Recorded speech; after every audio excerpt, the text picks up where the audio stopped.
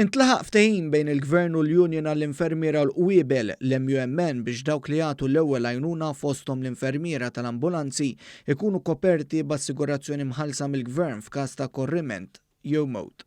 Mawa News il-President tal-MUMN Pawlu Paċ qal li l-Union hija sodisfatta b'dan il-ftehim li jsegwi ieħor li kien laħaq il-Gvern ma' dawk li jaħdmu mal-korpi dixxiplinati fosthom tal-Protezzjoni Ċivili u l-Pulizija. In-nurses tal-ambulanzi kif ukoll anke dawk li joħorġu bl-ambulanza minnaħa tal-health centers kif ukoll dawk li jaħdmu fil-qasam mentali ġew meqjusa bħala grupp li huwa dak li jgħidulu high risk u ħajibdew igawdu issa minn insurance ngħidu l-occupational insurance fej f'każ ta' mewt jew ġrieħi dawk li jħallu dak disabilità permanenti ikunu jgawdu minn din l-insurance. Lejlet laqa li fiha intlaħaq il-ftehim id-deputat Prim Ministru Ministru għas-Saħħa Chris Fearne tkellem fuq il-programm Pjazza fejn wera rieda dwar dan il-ftehim mal-MUMN. L-istaff tagħna għandu kollu moħħu mistrieħ li jekk għall-aħħar saqt jinqala tip ta' inċident bħal dan, il-Gvern mhux se jabbandunhom, mhux se jabbanduna l-istaff tiegħu f'dan il-mument li huwa. U l-appell tagħna jmur lill-pubbliku ġenerali.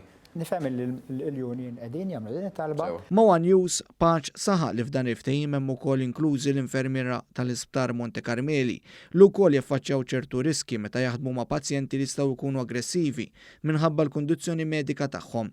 Qal li għall-kontrarju dak li kien jiġri qabel issa bl-assigurazzjoni li se jagħmel tajjeb għaliha l-Gvern dawk li sfortunatament weġġgħu ma jkollhomx bżonn jitilgħu quddiem tribunal biex jirċievu kumpens.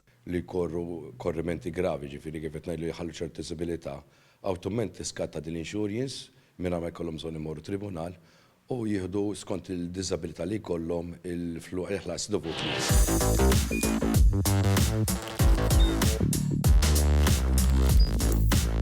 Idħol fuq one.com.mt u hemmhekk tista' tara l-programmi kollha li jxandru fuq One permezz ta' One Play.